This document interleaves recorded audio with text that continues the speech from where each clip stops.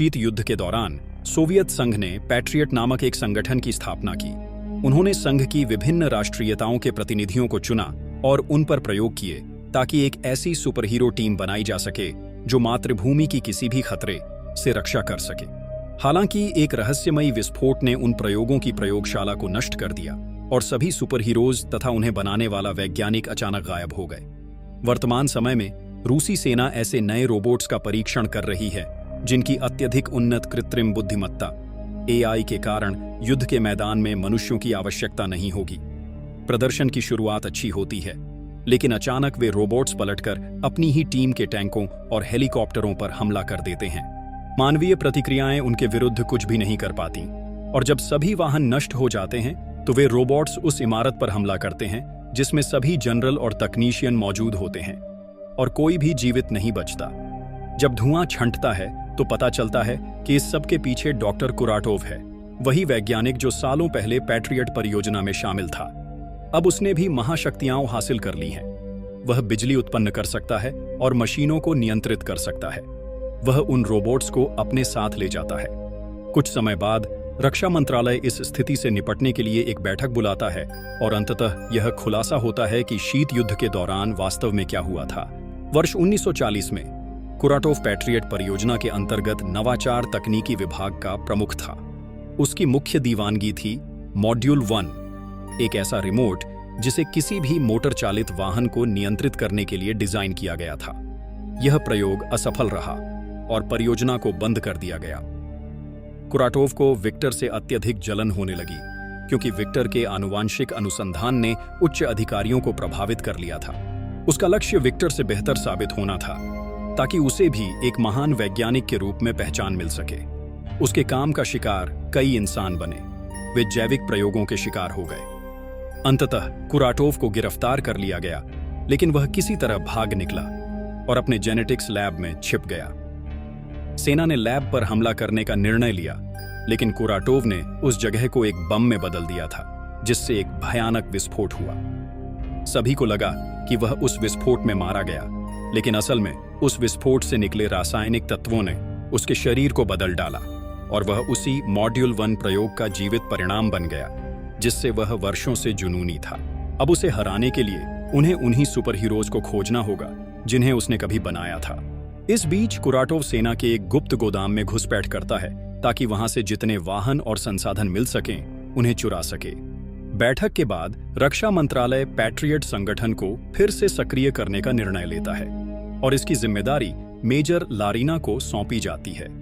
वह घोषणा करती हैं कि उनकी सुपर हीरो टीम का नाम द गार्जियंस होगा और अपने लोगों को आदेश देती हैं कि वे हर तरह की अलौकिक कहानियों पर शोध शुरू करें, चाहे वे अफवाहों में हों, वायरल वीडियो में या फिर सस्ते अखबारों में। जब लारीना लर से पैट्रियट परियोजना के बारे में बात करने पहुंचती है तो लर धमकी भरे अंदाज में अपनी पत्थर नियंत्रित करने की शक्ति का प्रदर्शन करता है। वह इस परियोजना से कोई लेना देना नहीं रखना चाहता, क्योंकि पहले उन्होंने उसका इस्तेमाल किया और फिर उसे फेंक दिया। लेकिन जब लारीना उसे बताती है कि कुराटोव अभी जिंदा है और वह उससे बदला ले सकता है, तो लर का मन बदल जाता है। इसके बाद वे पश्चिमी कजाकिस्तान की ओर जाते हैं, जहां खान रेगिस्तान में ध्यानमग्न अवस्था में पाया जाता है। जब एजेंट्स हथियारों से लैस वाहनों में उसकी ओर बढ़ते हैं तो खान अपनी घोस्ट पावर्स, भूत जैसी शक्तियां सक्रिय कर देता है, जिससे वह बेहद तेज और अदृश्य होकर चलता है। वह कुछ ही सेकंड में अपनी मुड़ी हुई तलवारों से सभी एजेंट्स को मार डालता है और तभी रुकता है जब उसे लर दिखाई देता है। लर उसे बदले के लिए साथ चलने के लिए मना लेता है। उनकी अगली मंजिल होती है उत्तरी साइबेरिया, जहां अरसस जंगल के बीच एक केबिन में रह रहा होता है। जैसे ही उसे सैनिकों के आने की आहट मिलती है, वह अपने जानवर रूप में बदल जाता है और उन्हें दूर फेंक देता है। वह तब तक शांत नहीं होता जब तक उसे अपने पुराने दोस्त लर और खान नहीं दिखते। अरसस भी बदला लेना चाहता है, इसलिए वह भी टीम में शामिल हो जाता है। आखिरी यात्रा होती है मास्को, जहां जेनिया अब एक प्रसिद्ध परफॉर्मर बन चुकी है। वह अपने जल आधारित अदृश्यता की शक्ति का उपयोग एक पूल में शो के दौरान करती है। एक शाम शो के बाद जब वह अपने ड्रेसिंग रूम में होती है तो उसे वहां खान मिलता है। जेनिया बिना किसी हिचकिचाहट के उस पर हमला कर देती है। खान अपनी घोस्ट पावर्स से लड़ाई से बाहर निकलता है और जेनिया को उसके पुराने दोस्तों की याद दिलाने की कोशिश करता है। लेकिन जेनिया सुनने को तैयार नहीं होती। फिर लर वहां पहुंचता है और जेनिया उस पर भी हमला कर देती है। तभी अर्सस बीच में आकर उसे समझाता है कि वे सभी अकेले हैं, सुपर पावर वाले लोग जो पिछले 40 सालों में बूढ़े नहीं हुए। इसी दौरान कुराटोव अपनी खुद की क्लोन आर्मी तैयार कर लेता है ताकि वह अपने खतरनाक योजना को आगे बढ़ा सके। गार्जियंस अब पैट्रियट मुख्यालय लौटते हैं, जहां जेनिया अपने साथ हुई घटनाओं के बारे में बताती है। उसकी शक्तियों में शामिल है पानी में अदृश्य होने की क्षमता, ऊष्मा प्रतिरोधी त्वचा और किसी भी वातावरण में अपने शरीर का तापमान नियंत्रित करने की शक्ति। उस पल लरीना की टीम घोषणा करती है कि उन्होंने कुराटोव को एक कबाड़खाने में ढूंढ निकाला है, जिसे वह अपने कमांड सेंटर के रूप में इस्तेमाल कर रहा है। इसलिए उन्हें जल्दी से हमला करना होगा ताकि कुराटोव उन्हें देख ना पाए। जब वे वहां पहुंचते हैं तो जेनिया को खुशी होती है कि बारिश हो रही है, क्योंकि इससे वह अदृश्य हो सकेगी। लेकिन वे यह भी पाते हैं कि किसी ने उनके सिग्नल को जाम कर दिया है और वे मुख्यालय से संपर्क नहीं कर सकते। टीम अलग अलग दिशाओं से हमला करने के लिए बंट जाती है और जेनिया बिना किसी चिंता के अंदर चली जाती है।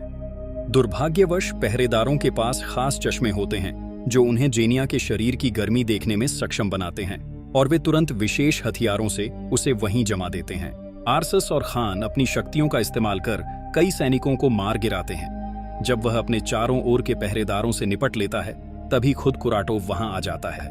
कुछ ही पलों में कुराटोव ने लेयर, खान और आर्सस को एक ऊर्जा क्षेत्र फोर्स फील्ड की जेल में बंद कर दिया होता है और बताता है कि वह उनके आने की उम्मीद पहले से कर रहा था। आर्सस के पास एक चाकू होता है जिसे वह इस्तेमाल करने की कोशिश करता है, लेकिन ऊर्जा क्षेत्र उसे हिलने नहीं देता। इसके बाद कुराटोव चोरी किए गए टैंकों को इकट्ठा करता है ताकि अपना आक्रमण शुरू कर सके।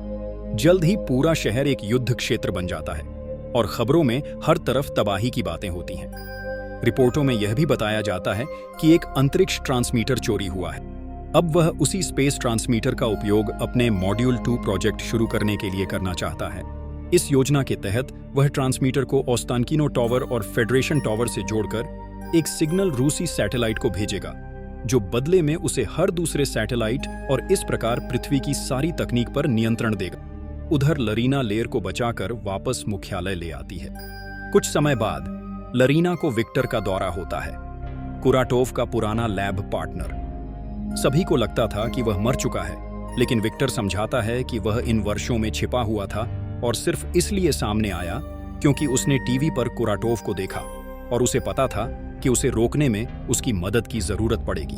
विक्टर तुरंत लेयर के उपचार पर काम शुरू करता है और लरीना को कुराटोव की गुप्त प्रयोगशाला का पता देता है ताकि बाकी सदस्यों को छुड़ाया जा सके।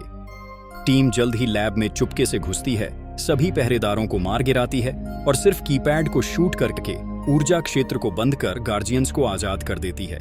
लेकिन खान खुद को इतना अपमानित महसूस करता है कि वह टीम को छोड़ देता है। जब कुराटोव शहर भर में टावरों को घुमा रहा होता है, लरीना मुख्यालय में आर्सस से बात करती है। उधर विक्टर कुराटोव की लैब में उसके क्लोनों का अध्ययन कर रहा होता है। तभी अचानक खुद कुराटोव उसे पकड़ लेता है। वह अब भी अपने युद्ध प्रयोगों के परिणामों से नाराज है और विक्टर पर आरोप लगाता है कि उसने धोखा देकर अकेले काम करने का फैसला किया। कुराटोव कसम खाता है कि वह दुनिया को दिखाएगा कि असली जीनियस कौन है। फिर वह लैब में जाल सक्रिय कर देता है और जहरीली गैस छोड़ता है, जिससे विक्टर की मौत हो जाती है। इसके बाद कुराटोव स्पेस ट्रांसमीटर की स्थापना की जांच करने के लिए टावरों के पास जाता है ताकि अपने प्रोजेक्ट की शुरुआत कर सके। इस शक्तिशाली मशीन के सक्रिय होते ही पैट्रियट का सिस्टम आखिरकार कुराटोव की योजना को पहचान लेता है और समझ जाता है। वे उसे रोकने के लिए कई फाइटर जेट्स भेजते हैं, लेकिन कुराटोव बस अपने आर्मी रोबोट्स को आदेश देता है कि वे उन पर हमला करें, जिससे सारे जहाज शहर में क्रैश हो जाते हैं। ये दृश्य खान एक इमारत की छत से देख रहा होता है और लारीना उसके पास आकर पूछती है कि क्या हुआ, लेकिन साथ ही उसे यह भी याद दिलाती है कि शहर को उसकी जरूरत है। जब सभी गार्डियंस फिर से एकजुट और स्वस्थ हो जाते हैं, तो लारीना घोषणा करती है कि उन्होंने उनकी शक्तियों के अनुसार उनके लिए नए सूट और हथियार बनाए हैं। अंत में जेनिया को ऐसा सूट मिलता है जिससे वह जब चाहे अदृश्य हो सकती है और किसी भी वस्तु को अपने साथ अदृश्य कर सकती है, बस उसे छूकर। टीम अपने नए हथियारों के साथ ट्रेनिंग शुरू करती है और शुरू में कुछ गड़बड़ियां होती हैं, लेकिन पर्याप्त अभ्यास के बाद वे पूरी तरह से नियंत्रण पा लेते हैं और लड़ाई के लिए तैयार हो जाते हैं। इस समय कुराटोव टावरों को चार्ज कर रहा होता है ताकि बीम के जरिए सिग्नल भेज सके और पैट्रियट के पास कुछ करने के लिए केवल 1 घंटा होता है। टीम एक योजना बनाती है कि पहले टावर के फोर्स फील्ड को निष्क्रिय करना होगा। उसके बाद उन्हें तुरंत भागना होगा क्योंकि पूरा मॉस्को सिटी कॉम्प्लेक्स रॉकेट लॉन्चरों से तबाह कर दिया जाएगा। लड़सब्वे टनलों का इस्तेमाल करके चुपचाप कुराटोव की कार्यस्थली में घुस जाता है और अपने नए चाबुक से आसानी से सभी गार्ड्स को हरा देता है।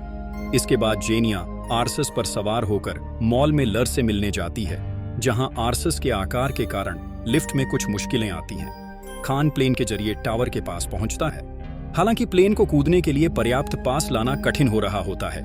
इस बीच आर्सस, लर और जेनिया मॉल की छत पर पहुंचते हैं और टावर को सहारा देने वाली लोहे की पट्टियों में से एक को पार करना शुरू करते हैं। इस बीच कुराटोव की लैब में लारीना विक्टर को ढूंढ लेती है, जिसके पास केवल कुछ मिनटों का जीवन शेष होता है। वह लारीना को बताता है कि गार्डियंस के पास अपनी शक्तियां एक दूसरे को स्थानांतरित करने की क्षमता है और इस संलयन से उनकी शक्ति और भी बढ़ जाती है। गार्डियंस टावर में प्रवेश करते हैं और कुछ गार्ड्स को बेहोश करने के बाद जनरेटर ढूंढ लेते हैं। सभी इसे निष्क्रिय करने के विकल्पों पर चर्चा करते हैं, लेकिन जेनिया सीधे उसे पकड़कर अपनी शरीर की गर्मी से शॉर्ट सर्किट कर देती है। इससे उसे भयानक पीड़ा होती है, लेकिन यह फोर्स फील्ड को निष्क्रिय करने में कामयाब हो जाती। गार्डियंस टावर के शीर्ष पर पहुंचकर कुराटोव से लड़ते हैं, लेकिन चीजें उनके पक्ष में नहीं जाती। अपनी शक्ति से वह आर्सस का कैनन और लर की चाबुक को निष्क्रिय कर देता है और अपनी ताकत से खान को भी हरा देता है। जेनिया समय पर बच निकलती है और लर को छूकर अदृश्य कर देती है, जिससे वह फिर से अपनी चाबुक का उपयोग कर सकता है। चाबुक से कुराटोव को जकड़ लिया जाता है, लेकिन कुराटोव बहुत ताकतवर होता है और एक शॉक वेव से खुद को आजाद कर सबको पीछे धकेल देता है। इसके बाद वह जेनिया की ओर बढ़ता है, जिससे आर्सस अपना कैनन छोड़कर बिना परिणामों की परवाह किए फिर से बीस्ट मोड में चला जाता है। दुर्भाग्य से कुराटोव अभी भी इतना ताकतवर है कि उसे एक ही वार में बेहोश कर देता है। सेना घोषणा करती है कि अब वे इंतजार नहीं कर सकते और क्षेत्र को उड़ाने के लिए अपने वाहन भेज देती है। जैसे ही खान एक प्लेन को उड़ता देखता है, वह उस पर ग्रैपल लाइन जोड़ता है और सभी गार्डियंस को उस लाइन से जोड़ देता है ताकि उन्हें वहां से निकाल सके। कुराटोव इसे देख लेता है और अपनी शक्ति से प्लेन को नियंत्रण खोने पर मजबूर कर देता है, जिससे खान को ग्रैपल लाइन काटनी पड़ती है और सभी गार्डियंस को नदी में गिरा देता है ताकि वे प्लेन क्रैश से बच सकें। जैसे ही वह सैटेलाइट से संपर्क करने वाला होता है, लारीना नदी किनारे गार्डियंस से मिलती है और विक्टर की बात उन्हें बताती है। गार्डियंस जोखिम उठाने का फैसला करते हैं और अपनी सारी शक्ति लर पर केंद्रित करते हैं, जो एक ऊर्जा विस्फोट चार्ज करता है और टावर पर दागता है, जिससे टावर और उसके आसपास की सारी इमारतें एक साथ नष्ट हो जाती हैं। कुराटोव भी इसके साथ अपनी मौत को प्राप्त होता है। समाचार चैनलों में बताया जाता है कि शहर बच गया है। अगर आपको यह वीडियो पसंद आया हो तो सब्सक्राइब करना न भूलें, क्योंकि आपके सब्सक्राइब करने से मुझे बेहतर वीडियो बनाने के लिए प्रोत्साहन मिलता है। अगले वीडियो में फिर मिलते हैं।